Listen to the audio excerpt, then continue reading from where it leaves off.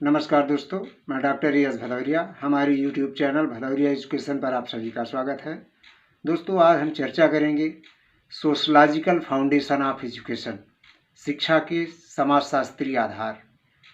वास्तव में शिक्षा को अगर हम सोचें तो शिक्षा समाज पर आधारित है और समाज से शिक्षा पर आधारित है। शिक्षा बदलती है तो समाज बदलता है और समाज बदलती है तो शिक्षा को बदलना पड़ता है। तो उसी कड़ी में आज हम चर्चा करेंगे। यह चैप्टर जो है हमारा यूजीसी नेट और असिस्टेंट प्रोफेसर के लिए काफ़ी महत्वपूर्ण है।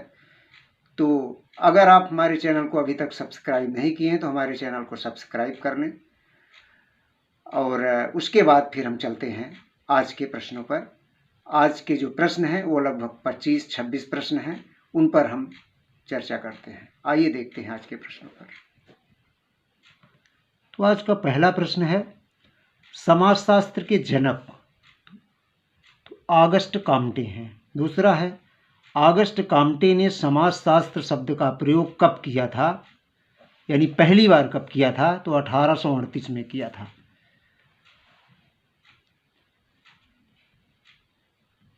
तीसरा प्रश्न है, समाजशास्त्र को विज्ञान की रानी किसने कहा था? तो समाजशास्त्र को विज्ञान की रानी कहने वाले जो थे वो थे ऑगस्ट कॉम्टे। प्रश्न नंबर 4 है, समाजशास्त्र समाज का विज्ञान है, किसने कहा है? तो इसको कहा है एल.एफ. वार्ड ने। एल.एफ. वार्ड ने कहा है कि समाजशास्त्र समाज का विज्ञान है।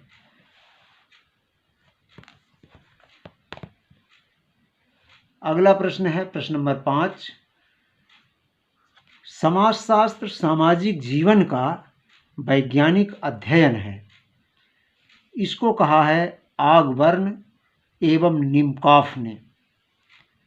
प्रश्न नंबर 6 है, विद्यालय समाज का लघु रूप है, किसने कहा है? तो ये जॉन ड्यूवी ने कहा है। प्रश्न नंबर 7 है, समाज की सबसे छोटी इकाई तो व्यक्ति है। प्रश्न number 8, Bharatiya Samaj Indian society के लेखक कौन हैं? तो वो हैं श्रीनिवास।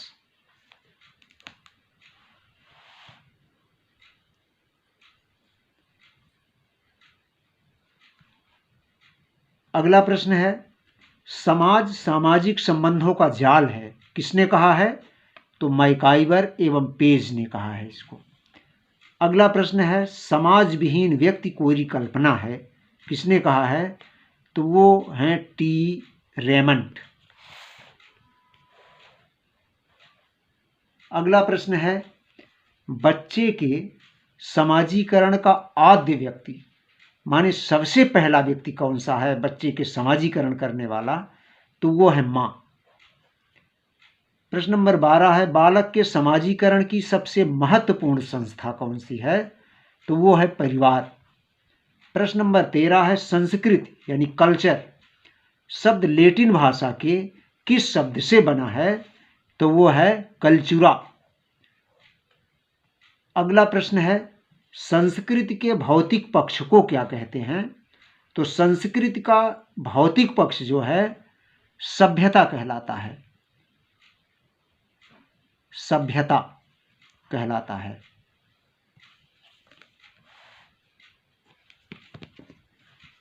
अब हम चलते हैं प्रश्न नंबर 15 पर। शैक्षिक समाजशास्त्र के जनक तो जॉर्ज पेने हैं। प्रश्न नंबर 16, शैक्षिक समाजशास्त्र के सिद्धांत, ये एक पुस्तक है, किसने लिखा है? तो जॉर्ज पेने ने लिखा है इसको। प्रश्न नंबर 17 है, प्रतिस्पर्धा को सांस्कृतिक, आर्थिक, प्रजातीय एवं स्थिति अर्थात भूमिका, ये 4 प्रकारों में किसने विभक्त किया है? तो वो हैं गिलिन एवं गिलिन। अगला प्रश्न है, समूह संरचना, समूह अंतरक्रियाएं तथा समूह परिवर्तन, ये 3 चीजें हैं। समूह संरचना, समूह अंतरक्रियाएं तथा समूह परिवर्तन किस प्रकार की गतिशीलता के उदाहरण हैं? तो ये हैं सामूहिक गतिशीलता के उदाहरण है। Group mobility. अगला प्रश्न है, सामाजिक गतिशीलता का तात्पर्य व्यक्तियों का एक सामाजिक समूह से दूसरे सामाजिक समूह में चले जाना है। किसने कहा है ये परिभाषा? सामाजिक गतिशीलता की परिभाषा किसने दिया है ये? तो वो है W.C. हेड्रिक।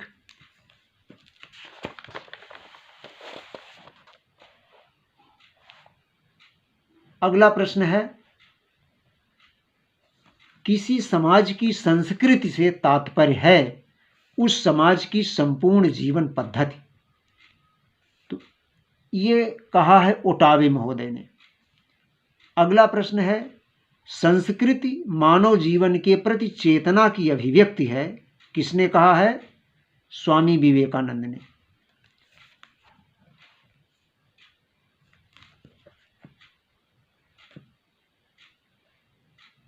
प्रश्न नंबर 22 है, सभ्यता यह बताती है कि हमारे पास क्या है तथा संस्कृति यह बताती है कि हम क्या हैं। इसको किसने कहा है? तो जिसवर्ट ने कहा है। अगला प्रश्न है, भारत में सामाजिक परिवर्तन, सोशल चेंज इन इंडिया, ये पुस्तक है, किसने लिखा है? तो M.A.N. श्रीनिवासन ने लिखा है इसको।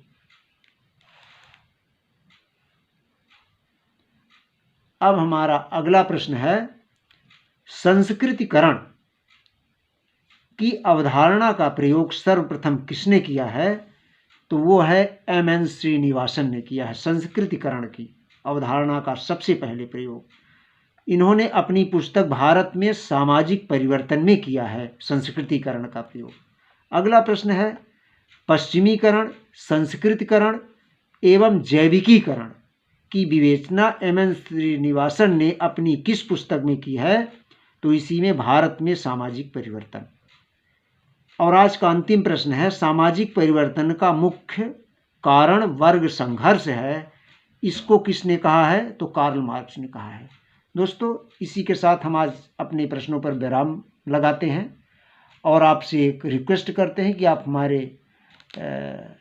हमारा उत्साहवर्धन, हमें मोटिवेट करने के लिए हमारे चैनल को सब्सक्राइब करें, हमारे चैनल को लाइक करें और अपने मित्रों को शेयर करें। तो दोस्तों, इसी के साथ इतने धैर्य के साथ सुनने के लिए बहुत बहुत धन्यवाद।